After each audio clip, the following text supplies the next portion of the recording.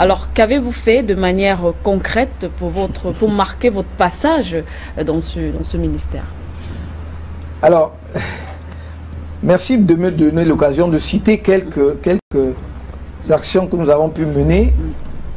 Je dis nous parce que c'est pas simplement un nous de politesse, mais c'est nous parce que moi j'étais ministre délégué au sein du ministère de la Justice, et donc il y avait un patron du ministère qui était le vice-premier ministre, ministre de la Justice, garde des Sceaux.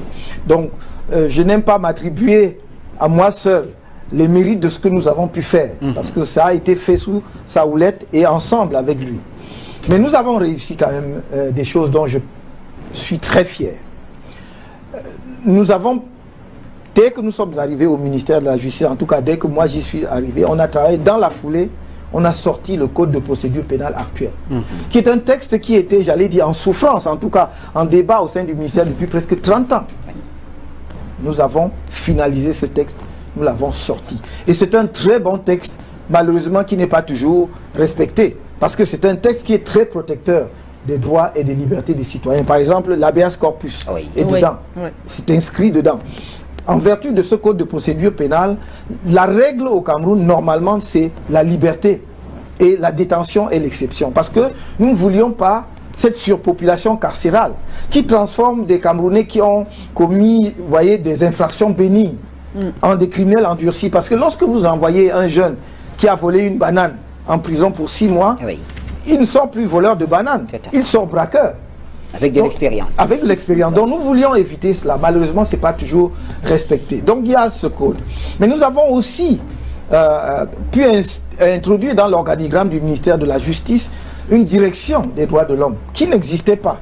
Parce que cette direction est désormais l'interface entre le gouvernement et l'opinion camerounaise, entre le gouvernement et l'opinion internationale. Parce que les gens écrivaient pour se plaindre, par exemple, des violations du droit de l'homme au Cameroun, mais il n'y avait pas une structure administrative qui pouvait gérer ce genre de dossier et donner des réponses adéquates.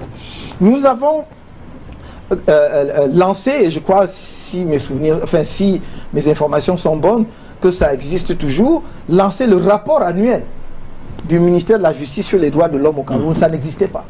Donc c'est un rapport qui est une mine d'informations. Je regrette que les gens ne l'exploitent pas assez, parce que parfois on vous dit oui, mais les chefs traditionnels ne sont jamais poursuivis au Cameroun. Nous avons montré dans ces rapports qu'ils sont poursuivis, condamnés, jugés et condamnés. Vous voyez? Et donc ce rapport, allez voir ce rapport, vous allez trouver des choses extraordinaires là-dedans.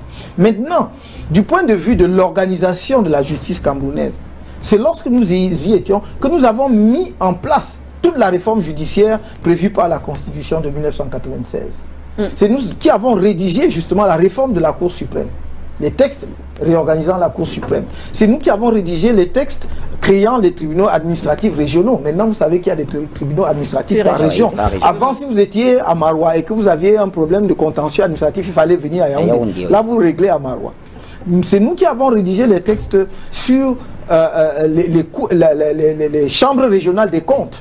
C'est-à-dire, pour examiner les comptes de l'administration au niveau d'une région, vous n'avez pas besoin d'envoyer à la chambre des comptes au niveau de la Cour suprême. Nous avons revu le statut de la magistrature. Nous avons revu le statut de l'administration pénitentiaire, amélioré justement les grilles indiciaires dans l'administration pénitentiaire, parce que il y avait un écart absolument, un gouffre pratiquement, par exemple, entre le personnel de l'administration pénitentiaire et le personnel de police.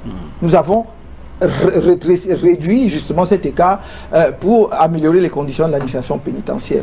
Nous avons, avec la coopération internationale, essayé d'améliorer la situation des prisons, notamment par exemple, ne serait-ce qu'en achetant ce qu'on appelle des cars pour l'extraction des détenus. Vous savez par exemple qu'avant, pour amener des détenus au palais de justice, ils avaient des menottes et on les traînait sur le bord de la route comme justement du bétail. Non, nous avons dit c'est contraire justement à la dignité humaine, et on a acheté des cars pour l'extraction des détenus. Je peux continuer sur l'exécution des décisions de justice. Nous avons adopté la loi notamment sur l'exécution des décisions et des sentences des juridictions étrangères.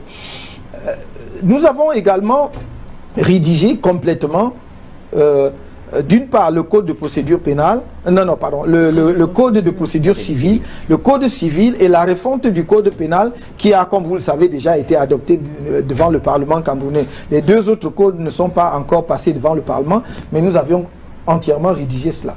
J'ai dit tout à l'heure que c'est également nous qui avions rédigé la loi de 2006 appliquant l'article 66 de la Constitution. Donc si cet article n'est pas entièrement appliqué aujourd'hui, c'est parce que le décret d'application qui dépend du chef de l'État, du président de la République, n'a pas été signé. S'il le signe, le lendemain, le comité sera mis en place et les gens pourront déclarer justement leurs biens avant d'entrer en fonction pour qu'à la sortie de la fonction, on compare ce que vous aviez au moment d'entrée et ce que vous avez à la sortie. Alors, maintenant qu'on a... Et là, j'ai cité quelques-uns. Quelques-uns, ça voilà. C'est clair aussi. Voilà.